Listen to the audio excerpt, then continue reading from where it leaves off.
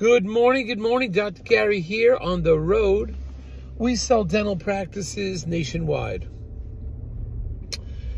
Today's topic is buyer utilizes a real estate broker to negotiate the lease and all hell breaks loose. We'll go over what happened. As of now, we're in 28 states. We have 10 employees, including 2 CPA accountants. And we're here to service you 363 days a year. We take off Christmas and Easter. You can now reach us from 8 a.m. East Coast time to 9 p.m. East Coast time. I'll be more than happy to take care of you. Our contact number is 201-663-0935. And our website is nationwidedentalpracticebrokers.com or dentalpracticeguide.com. Either way, you could reach us. So, the information you're about to hear is for entertainment purposes only. It's not legal or business advice. Now, also, we have been doing this for 13 years now. I was a dentist for 25, so we think we have some great information to share with you, dealing with hundreds of transactions over the years. Also, if you're thinking about selling to one of the DSOs, please call us first, because we can help you. And because we deal with them all the time, and the marketplace is changing radically as we speak here in spring of 23. It is radically changing. Many of the companies are tightening up. Some are dropping out. One is going bankrupt. Another one doesn't buy single practice purchases anymore. They only want a very large number, like 5, 6, 7 practices combined under one ownership. So everything is changing. Many of the DSOs we work with, they all pay our commission, so there's no commission to you. And also, if you work with us, depending on criteria, we can often get your legal fees reimbursed upon successful closing, and based on certain criteria. So let's talk about what happens. A buyer, and I would say the buyer innocently in the sale of a dental practice, knew a real estate broker they thought could help negotiate the lease. Well, we've already have the buyer for the landlord. It's not as though the real estate broker is bringing a new client to the landlord. So historically, all the time, the attorney representing the buyer will do direct negotiations with the landlord. It has nothing to do with the seller or the seller's attorney. It is the buyer's attorney who will do direct negotiations with the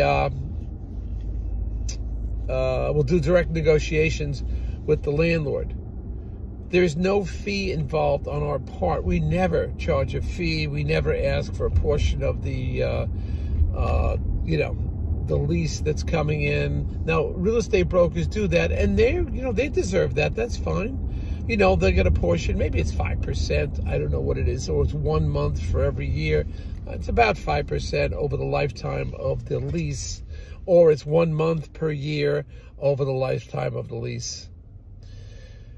So, it's a fair amount of money that adds up, and they deserve that.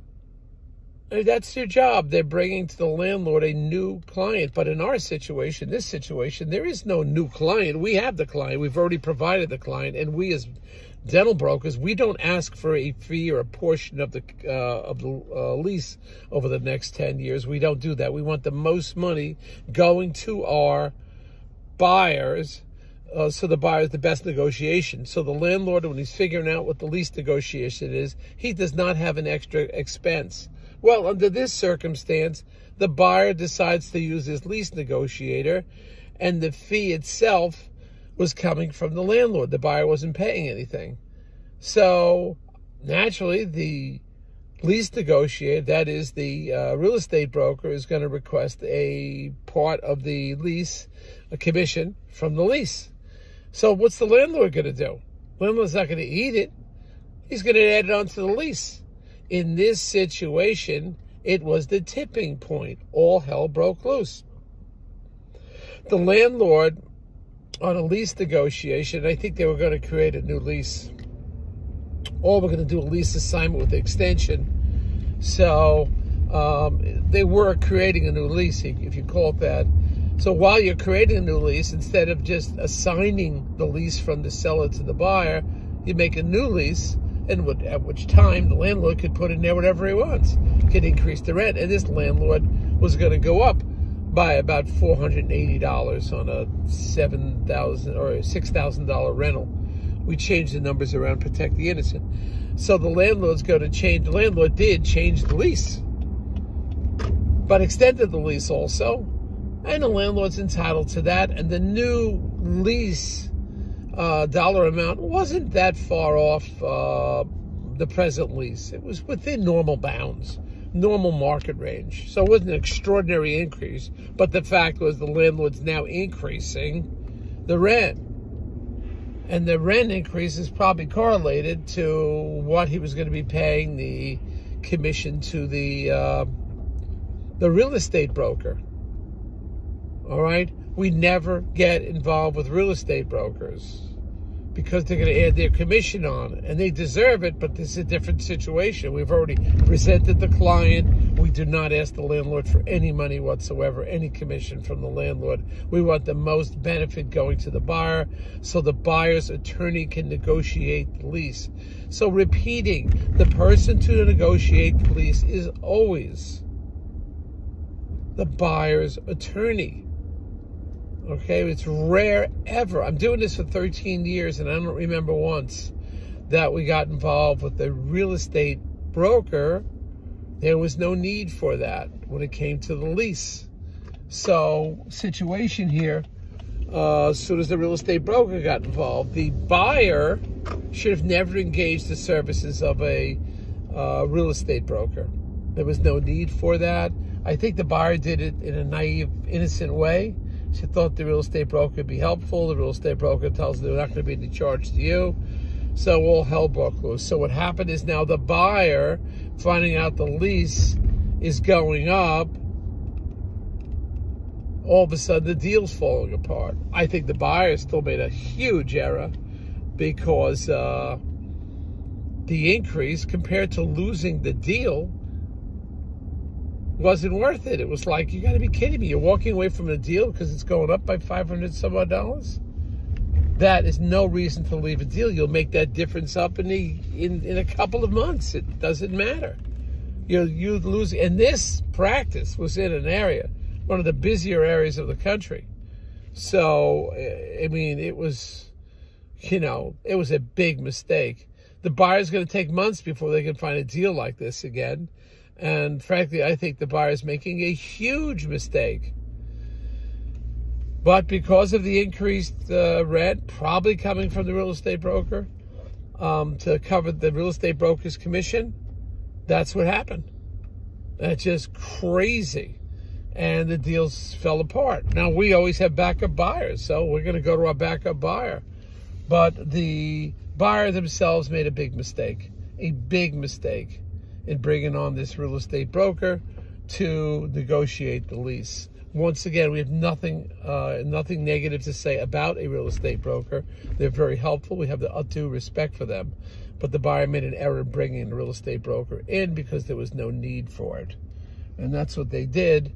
And now we got a big headache. Many of you, I realize, think you could do these deals on your own. You got it all figured out. You got it covered. You've bought 1, 2, 3, 4, 5 practices. It's not your first, as many sellers tell me, it's not my first rodeo. Yeah, okay. I'm doing this for 13 years, and I can't even recall if I ever had an incident like this happen before. So you've got to be wise. You've got to understand that's where you need a dental broker to help you with these things, experience, and so forth. But this is one deal that's blowing up. And it should have never happened. Never happened. Buyers making an error twice. You make an error by bringing in a real estate broker, making an error by leaving the deal. And I think they're going to pay dearly for it. They'll find out in a few months when they try to find another practice to spend more money on attorneys, going through the process again. So it was an error. And this is what happens. Thank you for listening. This just broke, this story. We don't have time to go to those fancy studios with the plants and the blue lights and the blue screens. We just don't have that. We just give you the information as it comes in. So get ready. We have a bunch of new practices coming. We have a significant number with letters of intent moving forward now. Still a lot of activity. Even though interest rates are going up, we still have plenty of activity going on. So please call me and we'll get it together. All right. Thank you. Bye now.